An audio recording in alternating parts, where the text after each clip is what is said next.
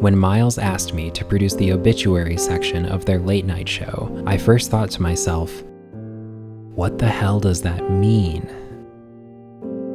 However, I'd only recently been hired onto the show's writing team, and I wanted to do a good job and see my family again.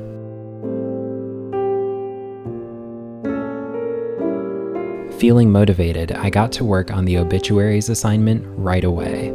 I'd never heard about a late night show doing obituaries, but the more I thought about it and the more I worried about my family's safety, I realized it made perfect sense, and I started feeling lucky to be working for such a great, inventive company led by the incomparable Jeremy and Charity Acid. Thank you, Acid family.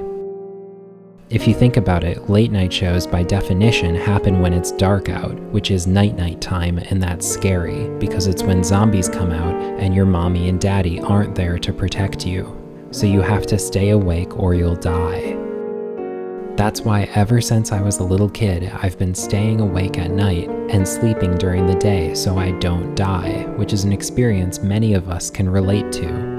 So, because they take place during dark time, late night shows are a celebration of the nighttime, which is when you stay awake and defy death by looking at live television.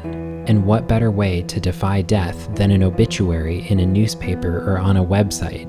It's really the best way to give death the middle finger. So imagine my excitement when I realized the powerful death-defying combination of having your obituary on a late night show. Not only is it your face and name being perceived after your death, but it's happening at night time, which is when the sun dies and we have to pray that it rises again, otherwise it won't. At this point, I realized there was only one thing left to do: find someone who wanted their obituary on a late night show, then kill them and make their dream come true by putting their obituary on the Tonight is a Night show with Miles Morkri.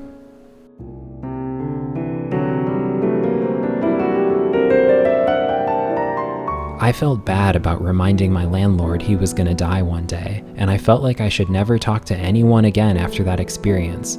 So I headed to my local cemetery to punish myself, since it's the space I feel most uncomfortable in because it's filled with people who are at peace with death. Couldn't be me.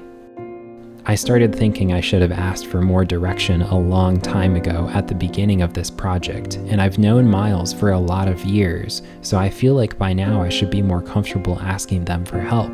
But because this was my first assignment and I didn't want the network to hurt my mom or dad or 13 brothers and sisters, I didn't ask for help. At least when the network comes to find me, I'll be ready to bury right here.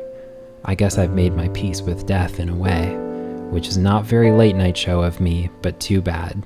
Sorry, Mom and Dad and my siblings. See you in hell. Thanks for watching Obituaries with Mia, Part 1. I don't know if there'll be a Part 2. Good night.